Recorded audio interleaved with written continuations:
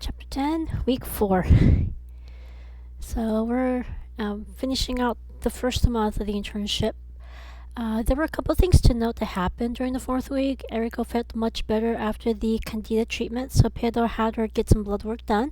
Much everyone's relieved the infection was gone, Pedro took over the physical therapy part of her care. On Friday, Maria's sister-in-law, Glenna Shaw Jones, her husband, and her mother were guest speakers. Their journey was a cautionary tale of what can go wrong with Western medicine. As a result, the meeting room table had several boxes of tissues. When Glenna's grandmother was in the family way with Glenna's mother, the doctor prescribed a drug called DES. Now, let me take notes. I'm going to include in the description box below information about DES. Diethylstilbestrol to prevent the miscarriage. Decades later, when her mother was expecting her first child, she experienced a miscarriage. That was when it was discovered that her mother took DES when she was in the family way with her. Glenna's mother went on to having two additional children, Glenna and Gavin. Gavin is Maria's husband. After Maria's surgery, so Maria, the guest speaker from the week before, after Maria had her surgery, Glenna wondered whether or not she might have endometriosis. Rather than go to the former West Germany for surgery, because Maria had surgery in the former West Germany, Glenna opted for a specialist in her hometown of Manhattan. Since Maria went through a similar surgery, Maria offered to help Glenna prepare for and recover from surgery. Glenna was diagnosed with stage 3 endometriosis. One of her ovaries was badly damaged. However, per Glenna's wishes, the doctor did their best to repair the ovary and not move forward to any type of hysterectomy. Glenna did go on to having a son in 1987, so this is after Glenna's surgery. However, while Glenna was recovering from having her first baby, she experienced severe pain on the other side. Fortunately, her mother was with her at the time and took her to the emergency room. Glenna was experiencing an ectopic pregnancy in that fallopian tube. Since this was emergency surgery, there wasn't any time for Glenna to ask them to keep the healthy ovary. As a result, they removed the healthy ovary along with the fallopian tube that had the ectopic pregnancy. After surgery, the doctor gave her the news. Understandably, Glenna was visibly upset.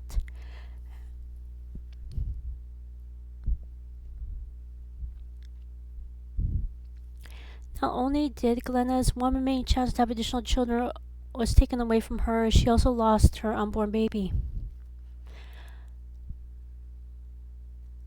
Before this devastating news, she was planning to help connect art galleries from around the world, which makes sense because her grandfather and his business partner, they connect small businesses from around the world together. So she wanted to do the same thing with art galleries. However, the emergency surgery and losing her second pregnancy took everything out of her. She could not pursue her dream job any longer.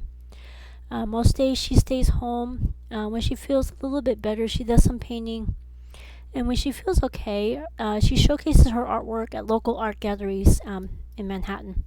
Once an art critic compared her paintings to the ones Frida Kahlo made. Let me also include a link and description because some of you may or may not have heard of Frida Kahlo. She was in high demand, and other women who have had a similar experience shares their journey with Glenna. She did go to Mexico and almost immediately saw why the critic made that reference. Frida experienced life-threatening injuries from a bus accident that made it impossible for her to have children of her own. Glenna could feel Frida's pain through her paintings. After paying her respects, Glenna got renewed energy and devoted her entire life to painting her pain and sharing her journey. Glenna's husband, Maximilian Jones, is a board-certified marriage, family, and child counselor. While he went through Glenna's journey with her, he knows that women's emotional pain is interconnected with their physical pain. This was a revelation for him because men can separate those two types of pain from each other. As a result, he's devoted his entire life to helping women who have emotional and physical pain. After Cam escorted Glenna, her mother, and Maximilian to the front lobby area, Pedar asked Eriko what additional questions she may have. Eriko asked Pedar whether or not he might consider online counseling so he can reach out to more women. She also asked about the online option due to Glenna's situation, because obviously, they can't just have Glenna move from Manhattan to San Francisco. Peridot replied with the fact that the San Francisco counselor has started online counseling back in 1995. He'll bring it up for Maximilian's consideration. Next, Eriko asked about the DES drug. He took her to the clinic's library and gave her some journal articles. Since the clinic's environmental medicine specialist was nearby, he also told her to research what happened at Savessa, Italy. So there's like 3 things I'm going to include in the description box below so you can read more about this. Back in 1976, when Eriko started reading the article, she wondered what type of chemicals she grew up with in her hometown. When she talked to the clinic's environmental medicine specialist, he scheduled her to get blood work done to identify any toxins she might have. After she liked them, he excused himself. After lunch, she went to the studio. After working at the studio for a couple of hours, they had their next private screening. Their second feature-length film showcasing Jonathan's Okinawan heritage. The film was about the tale of Kijuma. If I remember, I'm going to also include this link to the description box below so you can get more information about this. Kijuma are tree spirits. Similar to Martina, the beautiful cockroach, it was a live-action play. During the film's end credits, she could hear Jonathan singing some of the traditional Okinawan songs. When the film ended, everybody clapped their hands. This film generated a little more revenue at the box office than the Martina film, and won some international awards in 1991, 1992 as well. At the end of the workday, she went to her apartment. There at Mrs. Agnes Murphy, Wyndham came to collect the second month's rent. At the time, Eriko noticed that Agnes was visibly agitated. When Eriko asked Agnes what she had noticed, Agnes said that the next tenant has already sent in their 2-week notice.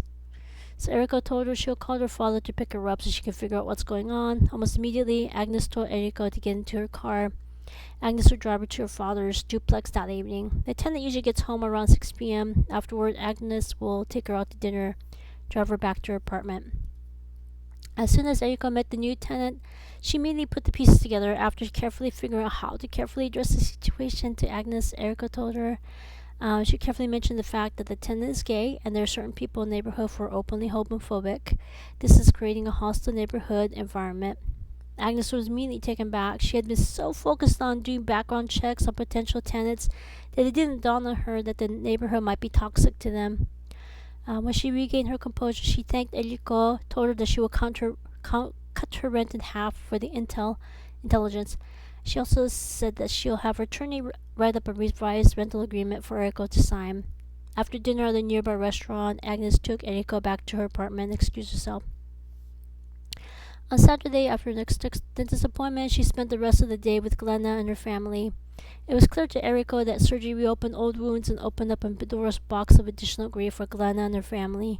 Moreover, it opened up a question of what could have caused her ectopic pregnancy. Was it her grandmother's use of the DES drug during her pregnancy, her status as a DES granddaughter, her endometriosis surgery, or a combination of factors, or maybe something completely different? Because we may never know exactly what exactly happened. This gave Eriko pause and made her realize that she must not rush into surgery. On Sunday, they met up with Jonathan, his wife, their 3 kids. Jonathan explained that they go church hopping that week. So that week, they decided to go to a Buddhist temple. At that point, Chiaki and their family showed up, and after they introduced themselves, Eriko mentioned that Chiaki owns a restaurant. Co-owns a restaurant. She asked Jonathan if they considered showcasing a restaurant. When Chiaki was about to decline, Jonathan reassured them they could be themselves. He will work around them.